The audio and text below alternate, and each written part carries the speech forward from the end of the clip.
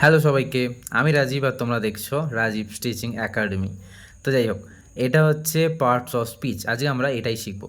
তো এই parts of স্পিচটা কী আমি একটু বলে দিই। এটা হচ্ছে স্পিচ মানে বক্তব্য, এটা হচ্ছে পার্টস মানে অংশ। তো বক্তব্যের অংশ, কোনো বক্তব্যের অংশকে আমরা পার্টস অফ স্পিচ বলবো, আর অফ মানে এর। তো পার্টস অফ স্পিচ মানে বক্তব্যের অংশ। এই যে বক্তব্যের অংশ মানে কি সেটা আমরা একটু এক্সাম্পল দিয়ে বুঝে নিই, তারপর আমরা সংজ্ঞার দিকে যাব। আমি ধরো লিখলাম যে I am a student. I am a student. এখানের মধ্যে লক্ষ্য করো কটা অংশ আছে এই বাক্যের। একটা, দুটো, তিনটে, চারটে। এই চারটেই কিন্তু এক একটা পার্টস অফ স্পিচ। এতটাই সোজা। এটা একটা পার্টস অফ স্পিচ, এটা একটা পার্টস অফ স্পিচ, এটা একটা পার্টস অফ স্পিচ, এটা একটা পার্টস অফ স্পিচ। এবার বাংলাতে এই পার্টস অফ স্পিচের একটা নাম আছে, সেটার নাম হচ্ছে পদ। কি বলে? পদ বলে। কি বলে? পদ। তো এখানে কিন্তু চারটে তাহলে পদ আছে, ঠিক আছে? তো যাই হোক, এবার সংজ্ঞাতে আসি। বলছে পার্টস অফ স্পিচ বলতে বোঝায় বাক্যের বিভিন্ন অংশ যা বাক্যের গঠন ও অর্থ বোঝাতে সাহায্য করে। তাহলে এখানে দেখো একটা বাক্য আছে, তার এখানে চারটে অংশ আছে। এই চারটে অংশ কি করছে? এদের এই বাক্যটার অর্থ বোঝাতে সাহায্য করছে। অর্থটা কি? আমি হই একজন স্টুডেন্ট, আমি একজন ছাত্র। এই যে বলছি আমি একজন ছাত্র, এটাকে বোঝাচ্ছে কিন্তু এই শব্দগুলোই। এখানে ওই জন্য বলছে যা বাক্যের গঠন ও অর্থ মানে বোঝাতে সাহায্য করবে, তাকে আমরা পার্টস অফ স্পিচ বলবো। ইংরেজিতে মোট 8টি প্রধান পার্টস অফ স্পিচ আছে। 8টি প্রধান পার্টস অফ স্পিচ বা অংশ আছে বাক্যের। যেমন প্রথম হচ্ছে নাউন, তারপর প্রোনাউন, তারপর ভার্ব, তারপর অ্যাডজেক্টিভ, তারপর অ্যাডভার্ব, তারপর প্রিপোজিশন, তারপর কনজাংশন, তারপর ইন্টারজেকশন। বাহ, কতগুলো না! তো আমরা একটু ছোটো ছোটো করে প্রত্যেকটা বুঝে নেব। নাউন মানে হচ্ছে বিশেষ্য। তো নাউন কাকে বলবো? যে কোনো নাম, যে কোনো নাম। নাউন মানে যে কোনো নাম, মানে যে কোনো নামকে তোমরা বলতে পারো নাউন। যে কোনো মানে সত্যি যে কোনো নাম। যেমন ধরো আমি যদি লিখতে শুরু করি এখানে কিছু, যে নাউন মানে কি, তাহলে দেখো এখানে আমি কিছু লিখি। যেমন ধরো আমি বললাম রাজীব, নাউন। আমি যদি বলি, এখানে বলে দিই তাহলে বিট্টু, নাউন। আমি যদি বলি আমব্রেলা, কি বলি? Umbrella, noun. আমি যদি বলি যে A P J Abdul Kalam, noun একটা। আমি যদি বলি যে ক্যাট, নাউন একটা। তো এই সমস্ত কিছু কিন্তু নাম বা নাউন। আমি যদি একটা এক্সাম্পল দিই, এখানে একটা যদি সেন্টেন্স লিখি আমি, এখানে লেখা তো একটা ছিল যে আই অ্যাম এ স্টুডেন্ট। তো এখানে স্টুডেন্ট কিন্তু নাউন ছিল। স্টুডেন্ট কিন্তু নাউন, একটা ছাত্রের নাম বোঝাচ্ছে। তেমন যে কোনো জিনিস, কোনো মানুষের নাম তো আমি বলেছি আগে, কোনো জিনিসের নাম। যেমন ধরো লিখলাম আমি টেবিল, টেবিল হচ্ছে আমার নাউন। আমি লিখলাম ধরো এলিফ্যান্ট, এলিফ্যান্ট, নাউন। আমি ধরো লিখবো হ্যান্ড, নাউন। আমি ধরো লিখবো ডঙ্কি, নাউন। তা যে কোনো জিনিসের নাম কিন্তু নাউন। তো বোঝা গেল আমাদের নাউন, ঠিক আছে? এবার আমরা আসবো প্রোনাউনে। প্রোনাউন কি করে? প্রোনাউন হচ্ছে নামের পরিবর্তে বসে, নামের পরিবর্তে।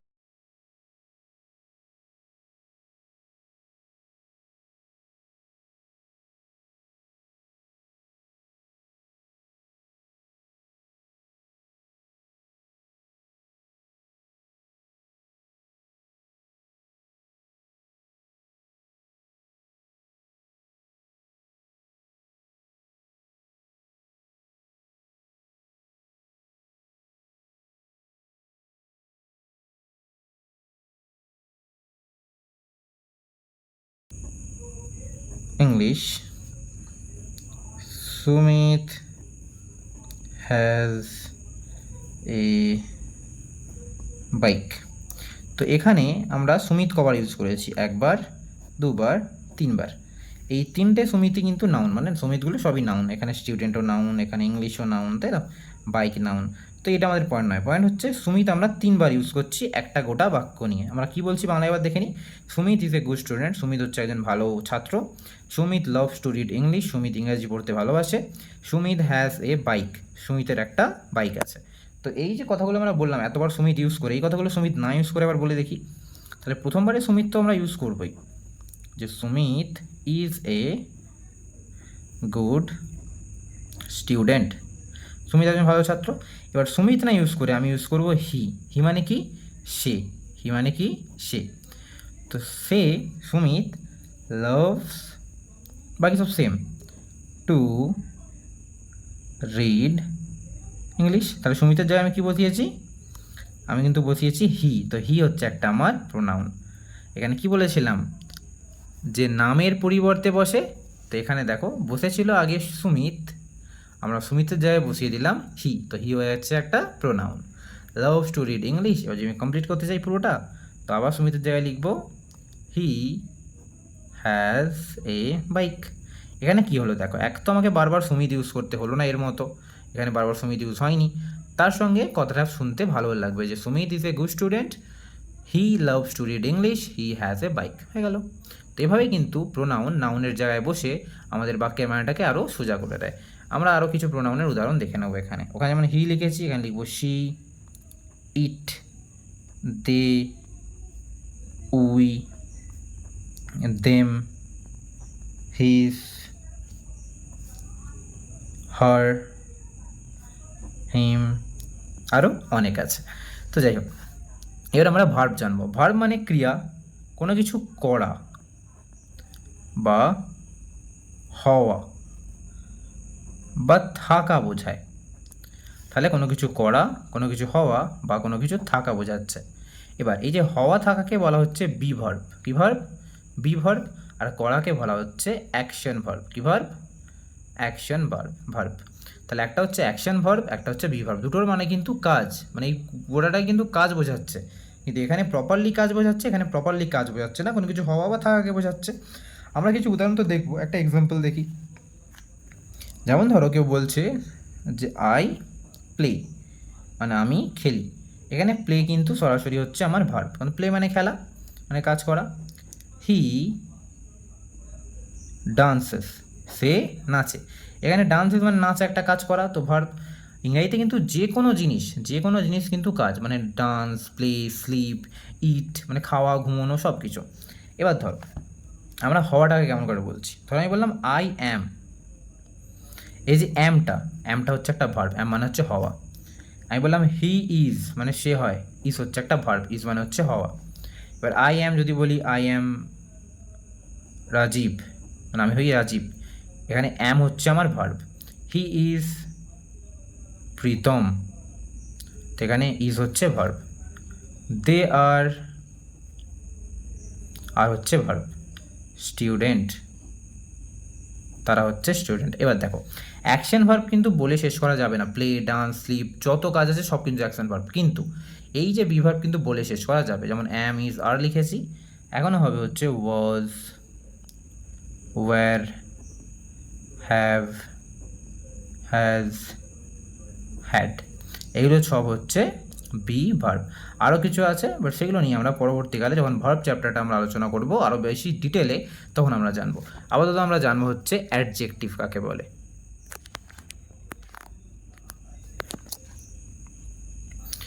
আপাতত আমরা জানবো হচ্ছে অ্যাডজেক্টিভ কাকে বলে। তো এই যে অ্যাডজেক্টিভ মানে হচ্ছে বিশেষণ, এ কী করে, এ নাউন প্রোনাউনকে বিশ্লেষণ করে বা আরও তাদের মানেটাকে আরও বাড়িয়ে দেয়। যেমন হচ্ছে আমি এর সংজ্ঞাটা লিখি, যে শব্দ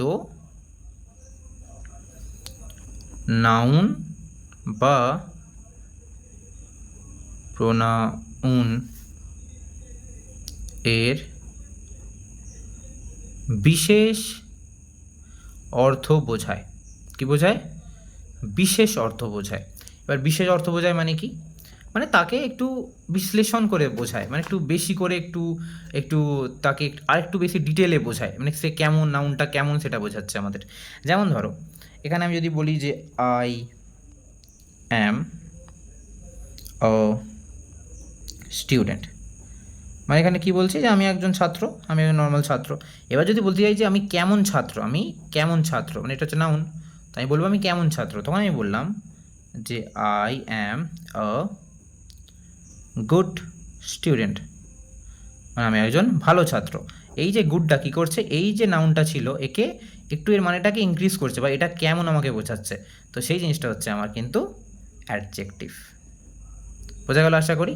তাহলে যে কোনো নাউনকে যখন কোনো ওয়ার্ড বিশ্লেষণ করবে বা একটু বাড়িয়ে চাড়িয়ে বলবে, সেটাই কিন্তু আমরা বলবো অ্যাডজেক্টিভ। মানে তার একটা এক্সট্রা একটা মানে অ্যাড করলো যে এখানে স্টুডেন্টটা কেমন, ভালো, স্টুডেন্টটা কেমন, ভালো। তেমন স্টুডেন্টটা খারাপও হতে পারে। তো এখানে করছো আমি অ্যাডজেক্টিভের উদাহরণ দিচ্ছি। আমি যখন আলোচনা করবো না আরও বেশি করে, মানে প্রত্যেকটা নাউন প্রোনাউন অ্যাডজেক্টিভ নিয়ে আরও ডিটেলে, তখন কিন্তু আমরা আরও বেশি বেশি নিয়ম জানবো। এখন আমাদের একটা ওভারঅল একটা ভিউ তোমরা নিয়ে নাও অ্যাডজেক্টিভ সম্পর্কে। যেমন ধরো গুড, ব্যাড। এখানে যদি আমি এমন বলি যে গুড ব্যাড, তারপর হচ্ছে নাইস। এখানে হোয়াইট হয়, কোনো রং হতে পারে, যে হি ওয়্যার এ হোয়াইট শার্ট। কিন্তু হোয়াইট হোয়াইট এমনিতে কিন্তু নাউন হতে পারে, হোয়াইট নাউন হয়, রঙের নাম। যদি হোয়াইট কোনো জামার ক্ষেত্রে বোঝায় যে জামাটা কেমন, দ্য শার্ট ইজ হোয়াইট, তো এখানে শার্ট যদি হোয়াইট হয় তাহলে হোয়াইট কিন্তু অ্যাডজেক্টিভ হয়ে যাবে। তাহলে হোয়াইট অ্যাডজেক্টিভও হচ্ছে, হোয়াইট কিন্তু নাউনও হচ্ছে। তো এইভাবে কিন্তু মনে রাখতে হবে আমাদের। তো আমি যদি বলি এখানে যে কী বলবো, আর এক্সাম্পল মাথায় আসছে না কেন, আমরা বলতে পারি যে স্মল, আমরা স্মল বলতে পারি, আমরা বিগ বলতে পারি, আমরা লার্জ বলতে পারি। তো আমরা কিন্তু এত কিছু বলতে পারি, এত বলতে পারি যে তার কোনো শেষ নেই। কিন্তু আজকের ভিডিওতে আমরা শুধুমাত্র কিছুটাই শিখলাম। পরবর্তী যখন ভিডিও করব, যখন আমরা ডিটেলে করবো অ্যাডজেক্টিভ, তখন কিন্তু আমরা আরও নিয়ম কানুন সব কিছু জানবো। এবার তাড়াতাড়ি এগুলো শেষ করি। অ্যাডভার্ব, অ্যাডভার্ব কী করে? অ্যাডভার্ব হচ্ছে ভার্বের বিশেষ মানে বোঝায়, ভার্বের বিশেষ মানে বোঝায়। এবার একটা মজার ব্যাপার বলি, অ্যাডভার্ব কিন্তু শুধুমাত্র ভার্বের বোঝায় এমন নয়, ভার্বের সাথে সাথে এ কিন্তু অ্যাডজেক্টিভেরও বোঝাতে পারে। কার বোঝাতে পারে? অ্যাডজেক্টিভে বোঝাতে পারে। তার সাথে সাথে আর কার বোঝাতে পারে? অ্যাডভার্বেরও বোঝাতে পারে। তাহলে অ্যাডভার্ব নিজে অ্যাডভার্বেরও কিন্তু বিশেষ একটা মানে বোঝাতে পারে। যেমন বিশেষণ পারে হচ্ছে নাউন আর প্রোনাউনের, তেমনই ভার্বের পারে হচ্ছে অ্যাডভার্ব, এবং অ্যাডজেক্টিভেরও পারে হচ্ছে অ্যাডভার্ব, এবং অ্যাডভার্বের নিজেরও পারে হচ্ছে অ্যাডভার্ব নিজেই। এবার কীভাবে পারে না পারে সেটা আমরা 3টে এক্সাম্পল দিয়ে দেখব। 3টে এক্সাম্পল দেবো মাত্র আমরা, ঠিক আছে? তাহলে দেখো, এখানে বলছিলাম I am a good student. এবার যদি বলি যে ভালো স্টুডেন্ট, ঠিক আছে, এবার কতটা ভালো student? I am a very good student. আমি একজন খুব ভালো ছাত্র। এখানে যেই স্টুডেন্ট নাউন ছিল, গুড হয়ে গেছিলো আমার অ্যাডজেক্টিভ। এবার কতটা ভালো? ভেরি, খুব। এই খুবটা হয়ে গেল আমার অ্যাডভার্ব, ঠিক আছে? মানে অ্যাডজেক্টিভকেও যখন আরও বিশেষভাবে কেউ বোঝাবে, সেটা হয়ে যাবে আমার অ্যাডভার্ব। এবার আমি এখানে বলেছিলাম দেখো, ভার্বকে বোঝাবে, অ্যাডজেক্টিভকে বোঝাবে। এখানে তো অ্যাডজেক্টিভকে বোঝালো। এবার এখানে বলছি আমি ভার্বকে বোঝাবে। কেমন করে ভার্বকে বোঝাবে? They walk very slowly. They walk very slowly, তাই তারা খুব ধীরে ধীরে হাঁটে। এবার দেখো, দে ওয়াক, তারা হাঁটে। কেমন করে হাঁটে? ভেরি স্লোলি, তারা হাঁটে স্লোলি। দে ওয়াক স্লোলি হতো, স্লোলি মানে কি হতো? স্লোলি নিজেই একটা অ্যাডজেক্টিভ, স্লোলি নিজে হচ্ছে একটা অ্যাডভার্ব। স্লোলি কেন অ্যাডভার্ব? স্লোলি মানে কি? ধীরে ধীরে। এবার কি ধীরে ধীরে করে? হাঁটে ধীরে ধীরে। এবার হাঁটা হচ্ছে একটা ভার্ব, কাজ, হাঁটা কাজ। তো কাজকে বিশেষভাবে মানে বোঝাচ্ছে কে? স্লোলি, মানে আস্তে আস্তে হাঁটছে। এবার এই স্লোলিকেও আবার বোঝাচ্ছে যে কতটা স্লোলি, মানে কতটা ধীরে ধীরে হাঁটছে। ভেরি মানে খুব আস্তে আস্তে হাঁটছে। তো ভেরি হচ্ছে আর একটা অ্যাডভার্ব, যে কী করছে? যে এই অ্যাডভার্বটাকে আবার মডিফাই করছে। ভালো করে বোঝো, ওয়াক হচ্ছে একটা ভার্ব, মানে হাঁটা। কেমন করে হাঁটছে? স্লোলি, মানে ধীরে ধীরে হাঁটছে। তো ধীরে ধীরে হচ্ছে একটা অ্যাডভার্ব, মানে স্লোলি হচ্ছে একটা অ্যাডভার্ব। এবার কতটা ধীরে ধীরে হাঁটছে? খুব ধীরে ধীরে হাঁটছে। তো খুব হচ্ছে একটা অ্যাডভার্ব। কেন? কারণ খুব হচ্ছে অ্যাডভার্বকে আবার বিশেষভাবে বোঝাচ্ছে। বোঝা গেল? তাহলে ভেরি হচ্ছে একটা অ্যাডভার্ব যে কিনা স্লোলিকে বোঝাচ্ছে, আর স্লোলি হচ্ছে একটা অ্যাডভার্ব যেটা কিনা ভার্বকে বোঝাচ্ছে।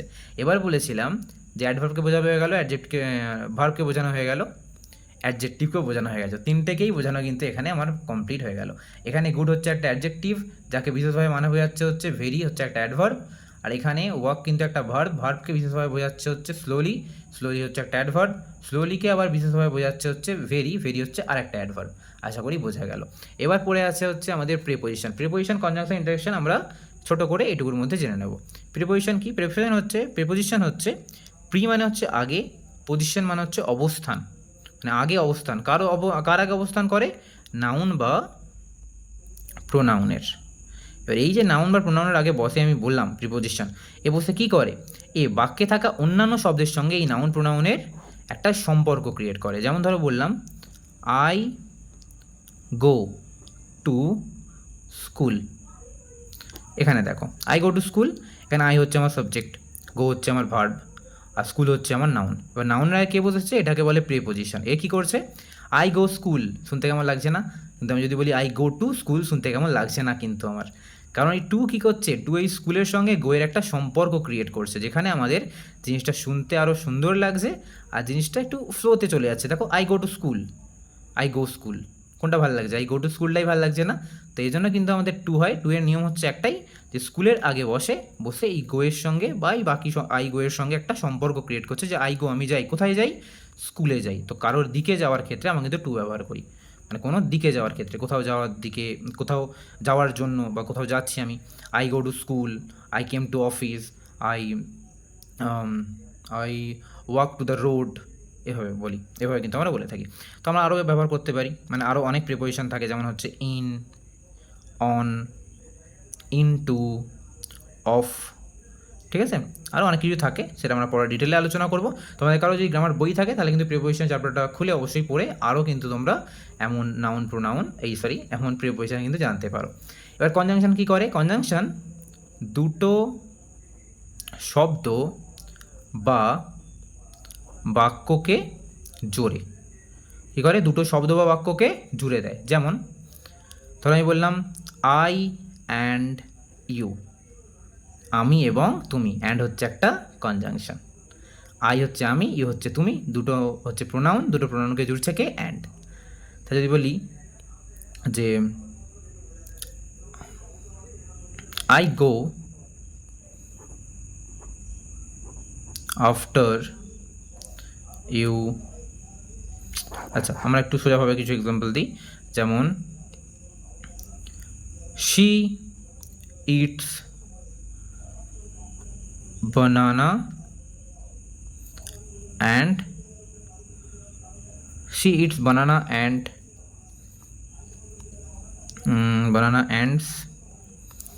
apple, দেখা যাচ্ছে আশা করি। তো এখানে বলছি she eats banana and Apple, এখানে কিন্তু অ্যান্ড হচ্ছে একটা কনজাংশন, আশা করি বোঝা গেল। কী করছে, বানানা অ্যাপেলকে জুড়ে দিচ্ছে। আরও কিছু কনজাংশন আছে, এখানে ছোটো করে একটু জায়গা আছে, আমরা এখানে বলে দিই। অ্যান্ড আছে, এখানে অর হবে, এখানে সো হবে, এখানে আর কি হতে পারে, এখানে দেন হবে, ঠিক আছে। এই শব্দগুলো কিন্তু একটা মানে দুটো শব্দকে বা দুটো সেন্টেন্সকে জুড়তে পারে। আরও অনেক শব্দ আছে যেগুলো আমরা যখন কনজাংশন ইন ডিটেল আমরা আলোচনা করব তখন কিন্তু আমরা আরও জেনে নেব। এবার আসছে ইন্টারজেকশন, মানে আবেগসূচক শব্দ। এই কথাগুলো, এই ইন্টারজেকশনে যত কথা হয় সব কিন্তু আবেগের কথা হয়, এদের কোনো ডিরেক্ট মানে থাকে না, কিন্তু আবেগের কথা হয়। যে কোনো শব্দ যা আমরা আবেগ নিয়ে বলি, যেমন ধরো আমি যদি বলি হুররে, এই যে হুররে কথাটা আমরা জিতে গেলে বলি না, ম্যাচ জিতে গেলে হুররে, তো হুররের কী মানে হয়, হুররের মানে হয় আমরা খুব আনন্দিত হয়েছি, আমরা একটা ম্যাচ জিতে গেছি, আমরা প্রচুর আনন্দিত প্রচুর এক্সাইটেড, তখন আমরা হুররে কথার উচ্চারণ করি। তো হুররে হচ্ছে একটা ইন্টারজেকশন, এটা হচ্ছে একটা আবেগের কথা, ঠিক আছে। যেমন আমি যদি বলি অলস, অলস মানে হচ্ছে হায়রে, হায়রে হচ্ছে কেউ যখন মারা যায় বা যখন আমরা দুঃখ প্রকাশ করতে চাই কাউকে সান্ত্বনা দেওয়ার সময়, তখন কিন্তু এই কথাটা আমরা ব্যবহার করে থাকি। তো অলস হচ্ছে একটা ইন্টারজেকশন। তো এমন অনেক কথা আছে যেগুলো আমরা মানের জন্য ঠিক নয়, আমরা একটা আবেগ দিয়ে আমাদের মুখ দিয়ে বেরিয়ে যায় কথাটা, তো সেই কথাগুলো কিন্তু আমরা বলি হচ্ছে ইন্টারজেকশন। তো এটা নিয়েও আমরা ইন ডিটেল আলোচনা করব যখন আমরা পার্টস অফ স্পিচটাকে আরও প্রত্যেকটা 8টা ভাগ আছে সব কটা আমরা ইন ডিটেল কিন্তু এই চ্যানেলেই আলোচনা করব। তো তোমরা যারা পার্টস অফ স্পিচ নিয়ে ইন্টারেস্টেড তারা কিন্তু আমার চ্যানেলটাকে ফলো করে রাখতে পারো। আর ফিউচারে কিন্তু ইংরাজি রিলেটেড অনেক বিষয়ে, মানে বিভিন্ন বিষয়ে আমার এই চ্যানেলের মধ্যে ভিডিও চলে আসবে, তার জন্য স্টে টিউন আর একটু সাবস্ক্রাইব করে রেখে দিও। আর তোমাদের কোন বিষয়ে, কোন টপিকে বা কোন ক্লাসের ভিডিও চাই আমাকে অবশ্যই জানিও, আমি কিন্তু সেই ক্লাসের সেই টপিকের ভিডিও অবশ্যই তোমাদের জন্য বানিয়ে দেবো। ভালো থেকো সবাই, আর welcome to Rajiv's teaching academy. Stay tune.